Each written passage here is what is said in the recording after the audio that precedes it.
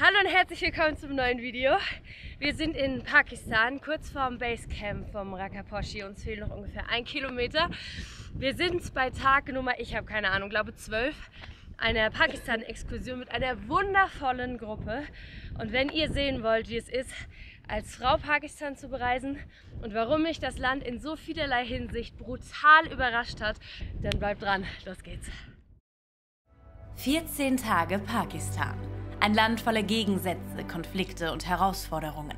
Eine Reise zwischen staubigen Wüstenstraßen, Erdrutschen, Gletscherabbrüchen und den schneebedeckten Gipfeln des Himalayas.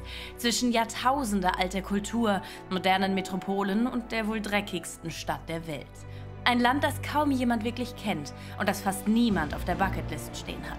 Ich hatte nur eine ganz grobe Ahnung, was mich dort erwartet. Das meiste davon geprägt von Schlagzeilen unserer Medien über Unterdrückung von Frauen, Naturkatastrophen, Terroranschlägen und militärischen Spannungen mit den Nachbarländern. Aber was passiert, wenn man trotzdem hingeht?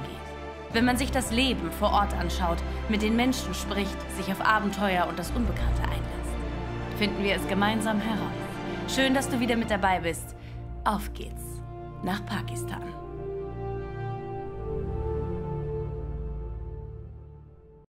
Bevor die Reise losgeht, kurz ein bisschen Hintergrundwissen, damit ihr versteht, wo auf der Weltkarte ich überhaupt gelandet bin. Pakistan liegt in Südasien, eingeklemmt zwischen Indien, Afghanistan, Iran und China.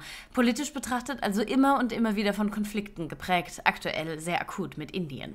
Flächenmäßig ist Pakistan fast doppelt so groß wie Deutschland, hat aber beinahe 3-mal so viel Einwohner. Es ist also ziemlich voll. Die Geschichte? Komplex und uralt. Hier liegen die Überreste der Induskultur, einer der ältesten Hochkulturen der Menschheit. Später kamen Perser, Griechen, Mongolen und Briten vorbei und haben überall ihre Fußabdrücke hinterlassen, bevor Pakistan 1947 unabhängig wurde. Heute ist es eine islamische Republik, die zwar jung ist, aber auf uralten Wurzeln steht, mit palastartigen Moscheen, Märkten wie Labyrinthe und über 100 Bergen, die über 7000 Meter hoch in den Himmel ragen. Und das Wichtigste? Die Menschen hier sind unfassbar herzlich. Ich wurde ständig eingeladen, bewirtet, beschenkt und manchmal gefühlt halb adoptiert. Kurz gesagt, Pakistan ist groß, alt, wild, ziemlich abenteuerlich, wunderschön und voller Geschichten, die man unmöglich alle in 2 Wochen entdecken kann. Aber ich habe es natürlich trotzdem versucht. Tag 0 war eigentlich nur Ankunft. Neben Alex und mir beinhaltete unsere Reisegruppe weitere 13 Teilnehmer, die ihr in diesem Video natürlich auch kennenlernen werdet. Bevor wir die allerdings zum ersten Mal getroffen haben, mussten wir uns durch den Wahnsinn am Gepäckband am Flughafen von Lahore kämpfen. Ihr seht, wir versuchen einfach nur unser Gepäck zu bekommen. Es geht nur mit Körpernahkampf und sehr viel Geduld. Es ist sehr laut, es ist sehr warm, es ist sehr voll und alles ist irgendwie eingepackt. Ich glaube, wir stehen hier noch eine Weile. Circa 1 Stunde später hat uns dann Simon empfangen, der diese Tour durch Pakistan bereits seit einigen Jahren für internationale Gruppen organisiert. Da ist Masjid, einer unserer Guides. Im Hotel angekommen gab es dann ein kurzes Briefing, zum Beispiel Verhalten am Berg oder im Umgang mit den religiösen Städten. Den restlichen Tag haben wir genutzt, um Geld zu wechseln. 330 Rupees sind übrigens 1 Euro und für kleinere Erledigungen und einen ersten Spaziergang durch Lahore.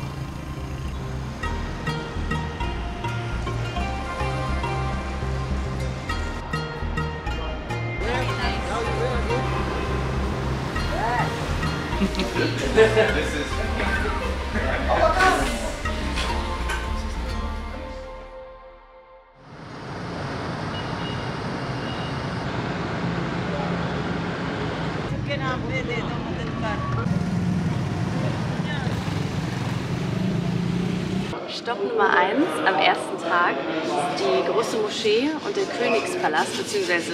Königinnenpalast von Lahore. Sehen wir uns jetzt in allen Einzelheiten mit den Fresken, den Mosaiken, den Gemälden und den Glasbauten angucken. Das ist wunderschön. I want to show you a very beautiful light show here. Please. You see the painting here? This is the painting of Radha and Krishna. Die ältesten Teile des Shahi-Keller, wie das Lahore-Fort eigentlich heißt, stammen aus dem 11. Jahrhundert. Über 20 Hektar groß, gewaltige Mauern, kunstvolle Mosaike, Durchgänge für Kriegselefanten und verborgene Gärten. Hier wurden Kriege geplant, Herrscher gekrönt und manchmal auch ganze Dynastien gestürzt. Ein Herrscher hat das ganze Ding dann nochmal aus besonderem Grund umbauen lassen. Die Liebe. Um das jetzt nochmal kurz zusammenzufassen, ich weiß nicht, was mit dem Typ los war, aber der hat für seine Frau diesen Palast hier gebaut. Das ist derselbe König, der das Taj Mahal gebaut hat, für dieselbe Frau. Das hier war ihr Palast. Hier haben wir Tänzerinnen gehabt, Musiker, Wasserfälle, die hier das Becken geflutet haben. Es gab einen Parfümraum mit rosenversetztem Wasser, damit es auch immer gut riecht. Und als sie dann gestorben ist, hat er ihr ein Grab gebaut und das ist der Taj Mahal. Einmal so geliebt werden. Völlig verrückt. Can you help me with the stuff? Perfect. Yeah? Yes. Good job, Tim. Good job, Tim. Good job. Wir haben jetzt die Schuhe ausgezogen und Frauen müssen das Haupt bedecken. Alle müssen lange Hose und Schultern bedeckt haben, auch die Männer. Und jetzt gucken wir uns das mal an. Das ist mein allererstes Mal in meinem Leben in einer Moschee. Ich war schon in Synagoge in Israel und ich war schon in diversen Kirchen überall auf der Welt, aber sehr gespannt. Mit Platz für über 100.000 Gläubige ist die Badschai-Moschee bis heute eine der größten der Erde. Sie besteht aus rotem Sandstein, weißem Marmor und purer Symmetrie. Gewaltige Tore, filigrane Kuppeln und 4 60 Meter hohe Minarette, die wie Wachtürme über die Altstadt blicken. Jahrhundertelang war sie nicht nur ein religiöses Zentrum, sondern auch ein Symbol imperialer Macht. Später wurde sie von den Sikh und den Briten zweckentfremdet, ehe sie schließlich wieder zum Gebetshaus wurde.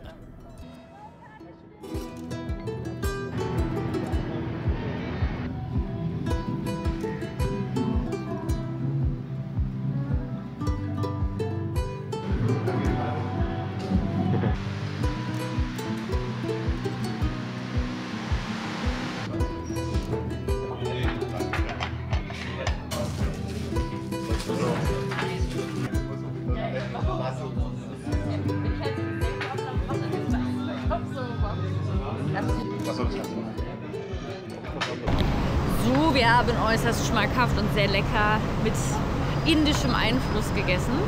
Und jetzt, es ist bereits 14 Uhr, machen wir uns auf zu einem riesigen Bazar. Dort gibt es Kleidung, Stoffe, Gewürze.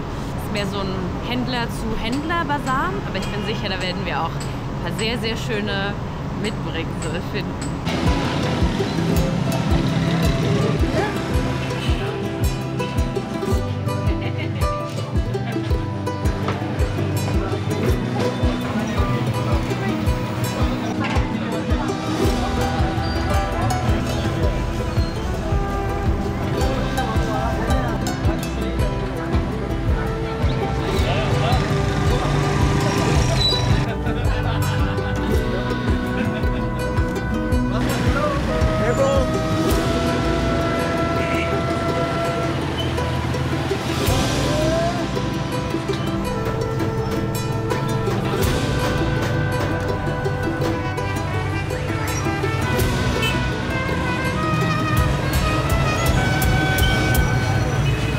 Okay, wir sind durch, ihr habt es gesehen, es ist super laut, super busy, wir sind die Hauptattraktion, also es ist auch völlig egal, ob man mit Schuh oder ohne, als Frau oder als Mann, die ganze Gruppe wird begafft, alles super freundlich, also man hat nicht das Gefühl, dass einen jemand komisch antalkt, die wollen alle lieber ein Foto oder mal die Hand geschüttelt bekommen. Es ist echt interessant zu sehen, was hier abgeht. Nachdem wir uns eine weitere Moschee in der Altstadt von Lahore angesehen und sogar kurz mit dem Imam gesprochen haben, kam es zu einem weiteren absoluten Highlight meiner Reise.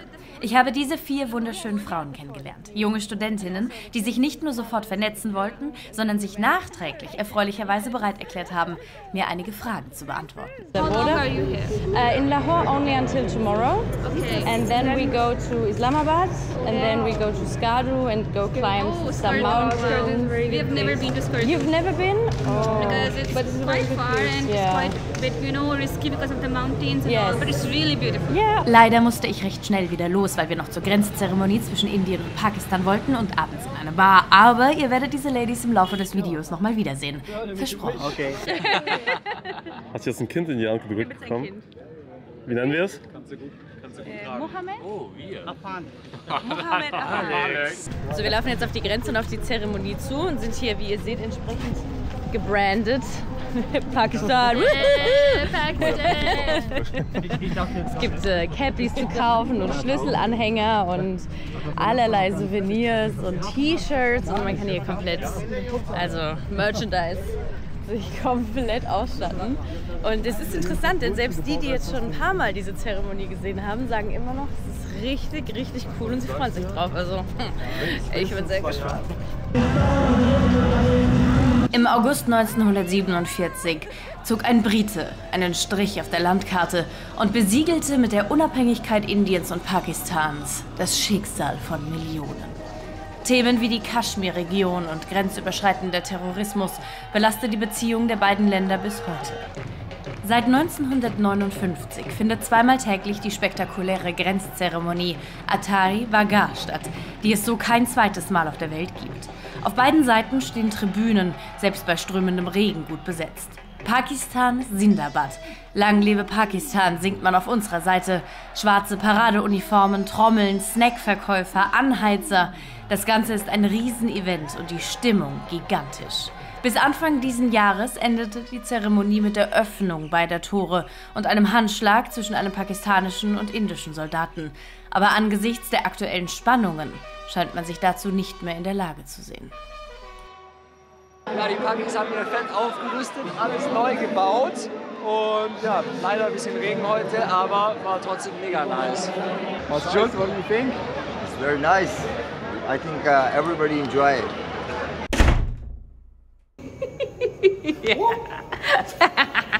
Thank you. Nun, wir haben sehr lecker gespeist und jetzt sind wir. Where are we? We are in Lahore International Club. Oh, International Club? Yeah, Lahore International Club. Look at there is bar, tequila. Wow. Ihr müsst wissen, Alkohol ist in Pakistan grundsätzlich verboten. Das heißt, das hier ist so ein bisschen shady. Wir werden sehen. Und jetzt einmal Geschmackstest bitte. Was kann pakistanisches Bier?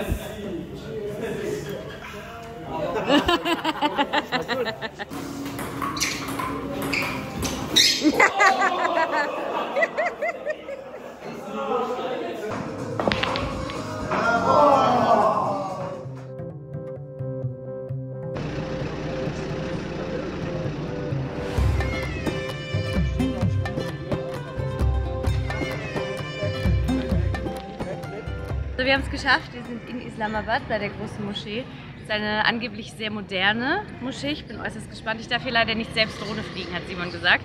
Aber wenn alles gut läuft, bekomme ich sein Footage und das seht ihr jetzt. Die Faisal-Moschee ist das Wahrzeichen der Stadt. Insgesamt kann sie mit Hof- und Außenflächen bis zu etwa 300.000 Gläubige aufnehmen.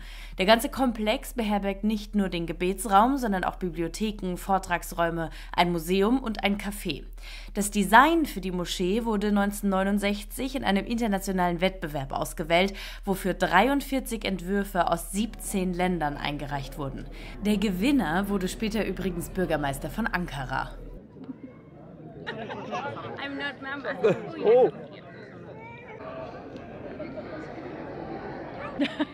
Ich habe eigentlich ein Foto gemacht von der Moschee und auf einmal wurde ich eingeladen, mich mit dazu zu setzen.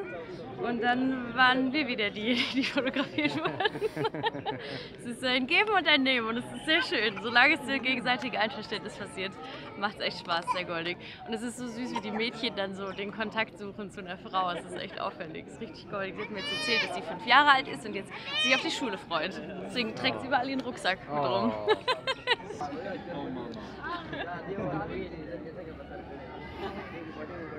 ist total faszinierend, wie viele neugierige, offene, selbstbewusste, intelligente Frauen ich jetzt schon getroffen habe in den 2 Tagen. Junge Studentinnen, Händlerinnen, ganz kleine, freche, süße Mädchen, total selbstbewusst, die dann meistens mehr auf mich als auf die Jungs zukommen und nach Fotos fragen. Die Männer hier in Pakistan forcieren das gemeinsame Foto machen eher als die Frauen, aber wann immer ich jetzt gefragt habe, ob eine Frau Lust hatte, war keine abgeneigt. Die sind total witzig drauf, die haben richtig Bock. Ich habe gestern in der Moschee eine Gruppe von 4 jungen Studentinnen getroffen, die aus Lahore kamen, die direkt Instagram austauschen wollten und auch schon ganz lieb geschrieben haben, die perfekt Englisch können, also wirklich echt tolle, intelligente, gut gekleidete, interessante Frauen hier in Pakistan. Ist echt spannend zu sehen. Aber wie genau läuft das mit dem Beten und den Moscheen in Pakistan eigentlich? Wir fragen mal die Mädels aus Lahore. Hello everyone, I'm Sara Arif and I'm from Pakistan. I belong to Sialkot, a city of Punjab. But right now I'm studying textile designing. I'm in my 2nd year of bachelor's and this month I also turned 18. Hi guys, this is Isha and I'm Laiba Arif. I'm a 19-year-old girl from Sialkot and I'm currently living in Lahore for my studies. And for me, I have been living in Lahore for as long as I remember. And currently I'm studying here at the University of Punjab. We met Laura. She was so sweet and she wanted to ask some questions about Pakistan, our culture and so many other things. So we are going to answer them. Yeah. And we were really excited because we've always wanted to tell the world that what actually Pakistan is, yes. what the culture is about, how are the people here, because as I think there's a lot of misconception out there in the world about Pakistan. Yes. So yeah, we just wanted to show the true color of Pakistan. Hopefully we'll be able to do that. Yes. Yeah. The thing is that we're required to pray 5 times a day. Men have to go to the mosque to pray, while women can pray at home or wherever they're comfortable with. But since people find it really hard to pray 5 times in a day with all the work and all their busy routines, most people prefer to pray at home. Some people don't pray at all, some pray regularly, some pray off and on. So it's a very diverse practice. In Friday afternoon every week, almost every man goes to the mosque to pray together, and other than that we have some special festivals, some religious festivals when men and women both go to the mosque and pray, and it's a very huge gathering, a very diverse gathering of men, women, children and everyone, and it's a really beautiful sight because everyone is praying together. Wir wollten eine Wanderung machen. Die eigentlichen Wanderwege sind alle gesperrt, deswegen hat Simon sich jetzt mal eben eine Alternative aus den Fingern gesogen mit dem wunderschönen Ziel eines Wasserfalls. Und schaut euch doch bitte diese traumhafte Kulisse an. Das ist Islamabad. Isn't it lovely? Und das Licht ist natürlich auch wirklich, wir haben endlich mal großartiges Wetter, dementsprechend wird auch recht fleißig geschwitzt. Aber die Wanderung ist cool. Das erste Mal jetzt ein bisschen die Beine vertreten, nachdem wir heute so lange im Bus saßen. Na, schwitzt du? Überhaupt gar nicht. Quasi nur. Na, wie ist es? Schwitzt du?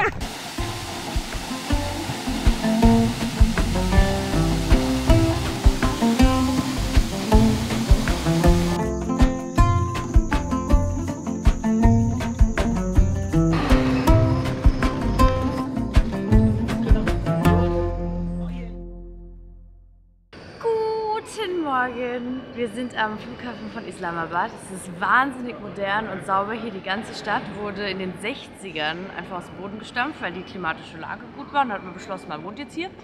Sieht sehr, sehr geil aus. Wir fliegen jetzt nach Skardu. Es ist gottlos früh. Ich glaube, es ist 6:30 oder so. Ja, es soll der schönste Flug sein, den ich in meinem Leben je sehen werde. Und zeige ich euch jetzt.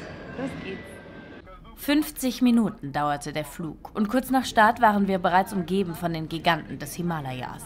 In den Wolken tauchte der Nanga Parbat auf, mit 8.126 Metern der 9. höchste Berg der Welt, auch bekannt als der Killerberg und für einen kurzen Moment quasi auf Augenhöhe, so nah, dass wir die Schneeverwehungen am Gipfel sehen konnten.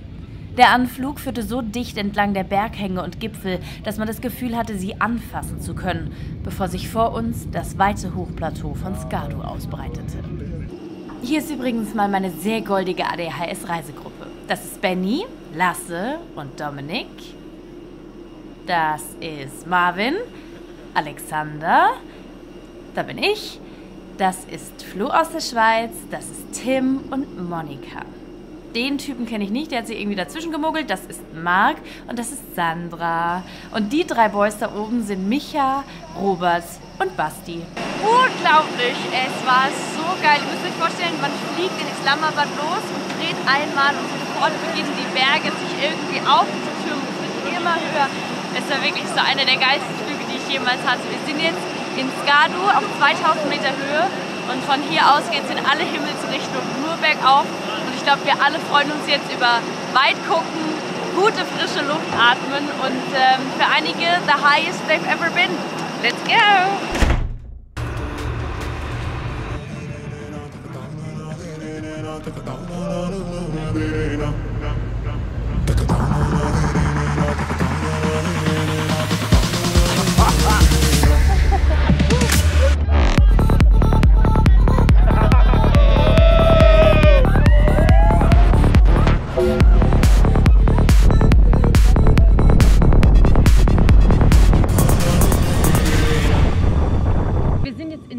Cold Desert. Es ist überhaupt nicht cold, es hat locker über 20 Grad. Es ist super geil. Wir sind jetzt hier gerade mit den Jeeps ein bisschen die Sanddünen rauf und runter gefahren.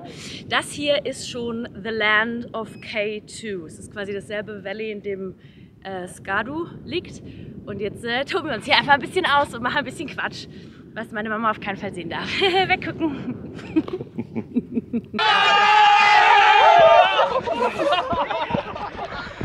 Handbrake! Yes!